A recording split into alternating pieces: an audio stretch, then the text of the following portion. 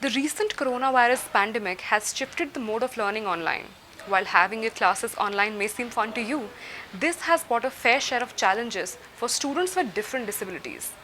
Today we have two special guests with us who are sharing how can we make online learning more inclusive and accessible. So today we have Mr. Shamir, who's a social activist and the convener of Javed Abidi Foundation, which he started as a tribute to his uncle, late Shri Javed Abidi Saab, who pioneered the disability rights movement in India. Thank you so much for joining, Shamir. And we also have Tapas Bharadwaj, who's a law student and a disability rights advocate.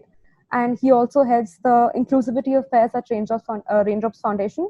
Thanks for joining in, Tapas. Thank you. Thank you. So, Shamir, as a disability rights activist, you must have been interacting with a lot of students from cross disabilities. And what are the specific concerns that they have now since the classes have gone online after the lockdown?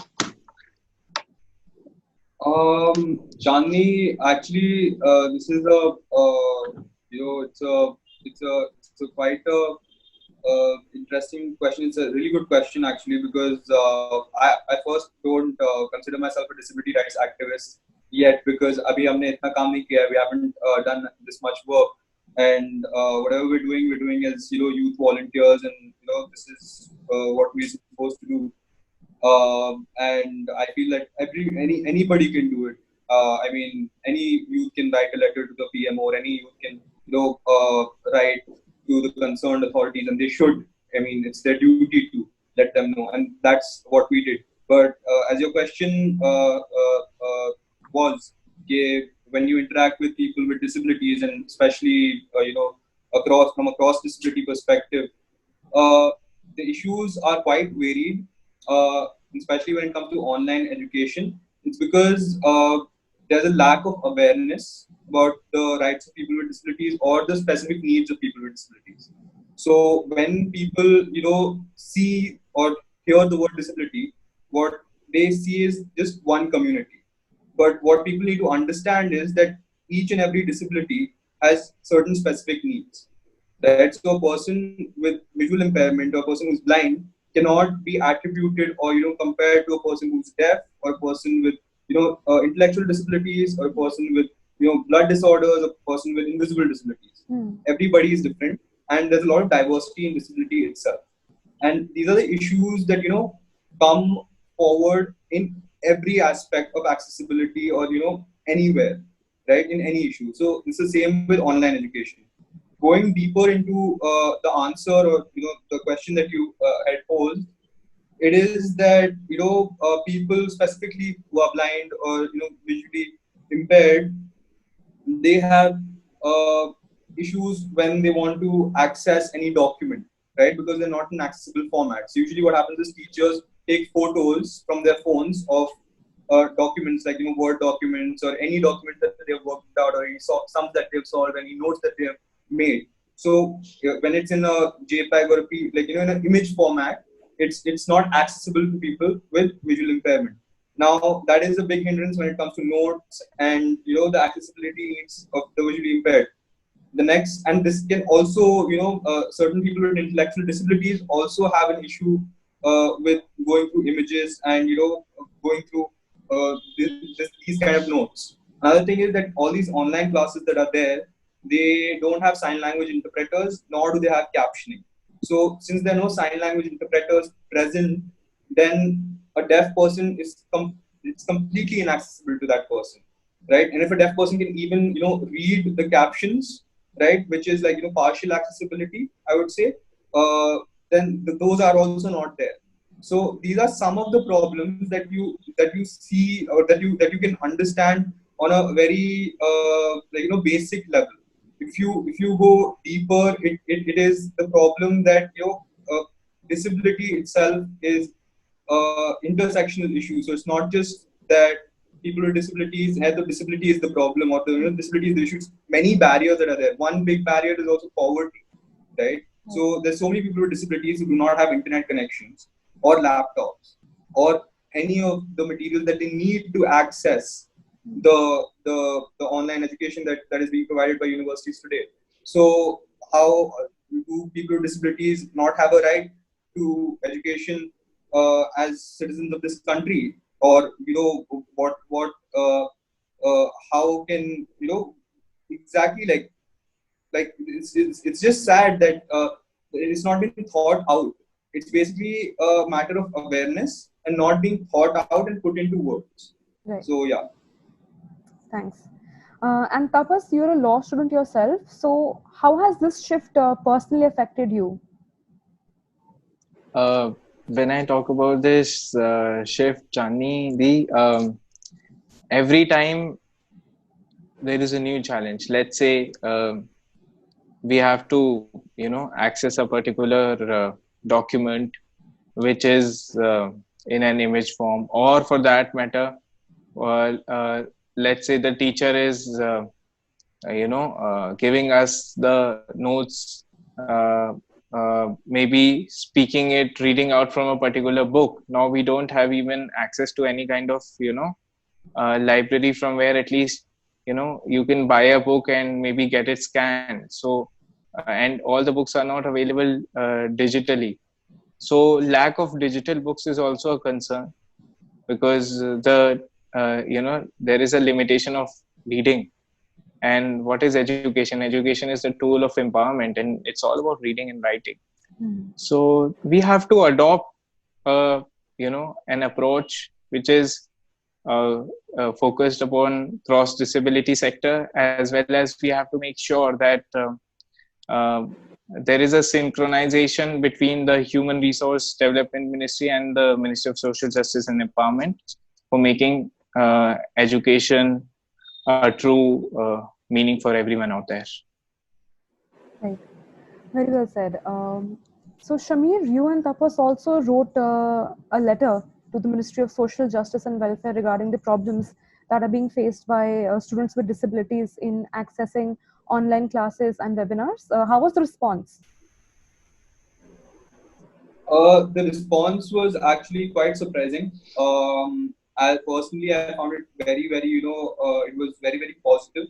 And Tapas had drafted the letter, and he had sent it to me, and then the JAF team worked on it, and we consulted experts in the field of disability as well, because we wanted, it to be a more comprehensive and, taking a cross disability approach.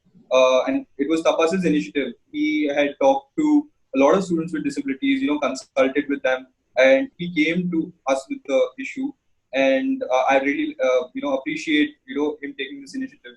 The response, if you have to say, is that they have basically acknowledged our letter, saying that, we have received this from the convener of JAF, and this is the letter that we have received. They've posted a copy of the letter and the email that I sent them.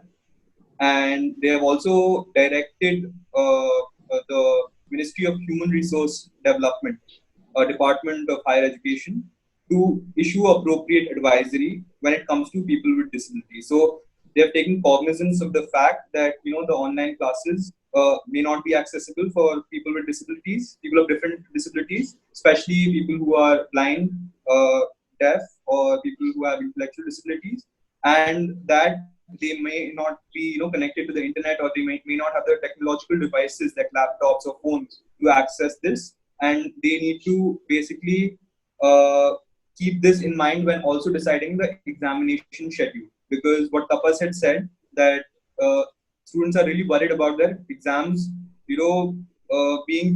happening just after the lockdown ends, and they haven't studied for it. So how are they going to pass? So they have advised the Ministry of Human Resource Development to issue an advisory to all the universities, states, and union territories. So that way, it's very comprehensive, because it covers all the states, union territories, and obviously education institutions. Right. So this is really commendable, the effort that you and Tapas have taken up. And I'm sure that this will sort at least some problems for students with disabilities. And Shani, I would like to say one thing in this, sure. just adding to it. So I feel, yes, it is the first step. Being commendable, yes, one can say it is commendable, but I would like to say that this is only the first step, because they have just issued a directive. Now we need to follow up with the Ministry of Human Resource and Development and get them to issue an appropriate advisory, which means that they should issue the documents which are, the in the right terminology and with the catering to the specific needs of people with disabilities. Because many times one government department says something, but the other is really not in sync or in line. So they need to do that. Further, what we need to do is that we need to work on the implementation of this. So it's not just कि some documents are coming up, or something is on paper and कुछ और ही चलता है फिर side में, right? वो तो मतलब हम लोगों को पता है कि people are really good at making documents and but the implementation of it is very important, and that is going to be the true challenge of this fight, or of this advocacy initiative that we're doing. Right. So thanks for explaining that. And just to understand it better, I want to understand if these guidelines will be just recommendatory in nature, and therefore the onus will still lie upon individual universities and schools to implement it, or whether this will be regulatory. Just to understand this better, how are you imagining this? See, for us, we feel that it should be regulatory in nature. It should be termed in a guideline, and that is what we are going to advocate for. But in the document, it clearly states that appropriate advisory. Now, one can say that appropriate advisory का मतलब तो advice करना होता है, right? One can say कि it's a very good step.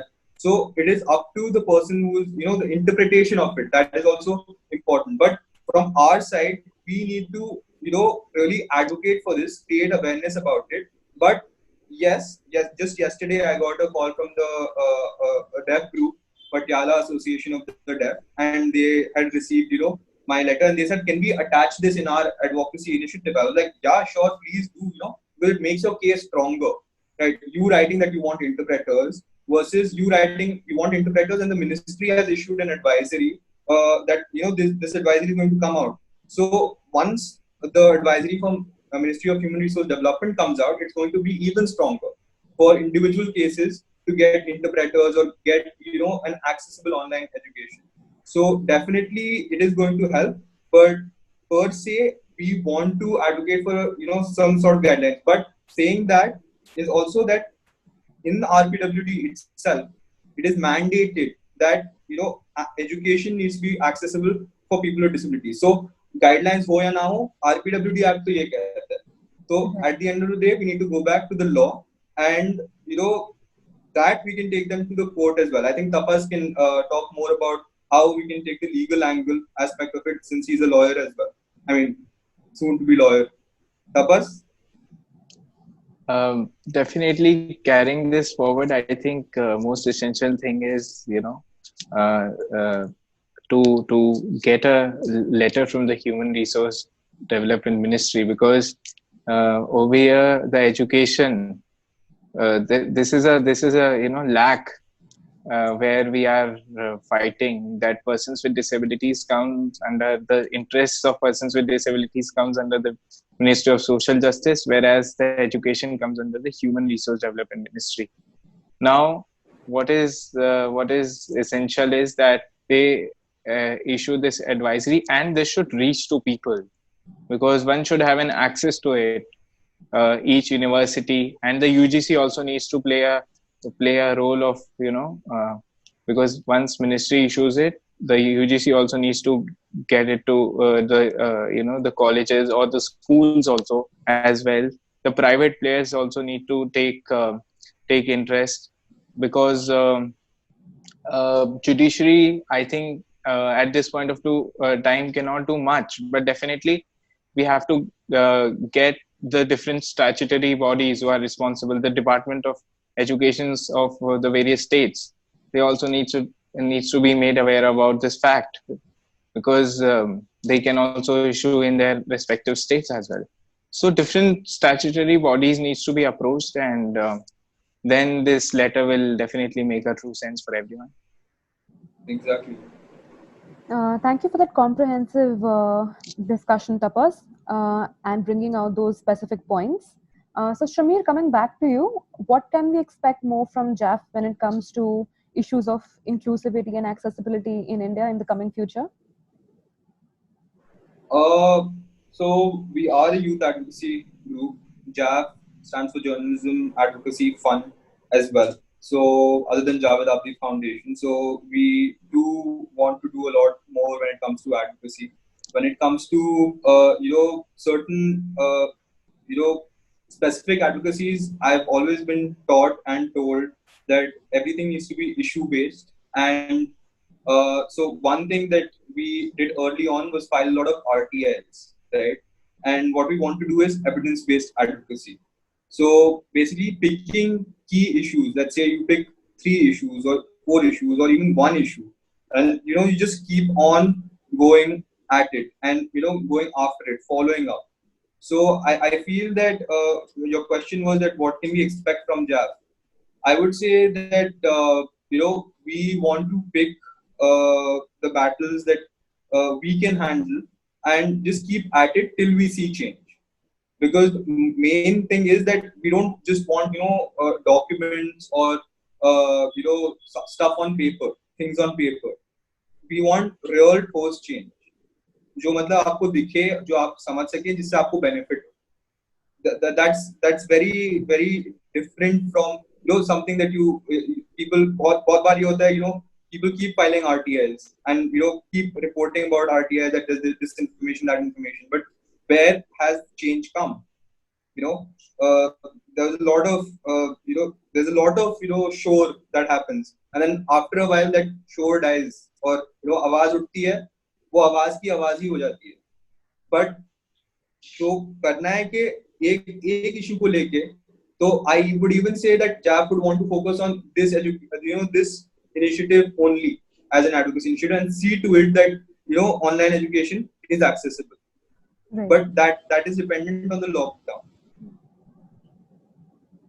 Right. Yeah. Thank you so much for explaining that to us, Shamir, and thanks again, Tapas. And I would like to congratulate the both of you again for this advocacy that you're doing. And we hope that this does translate into on-ground action soon, because there are a lot of students with disabilities who are facing issues, and this is not going to end anytime soon, because the trend of webinars and online classes is here for stay to a very long time. And it is not fair to so many students with disabilities who are not being able to access their education just because of these barriers. And again, thank you so much for joining us, Shamir and Tapas. And we hope to see more of JAF's work like this. Thank you. Yeah.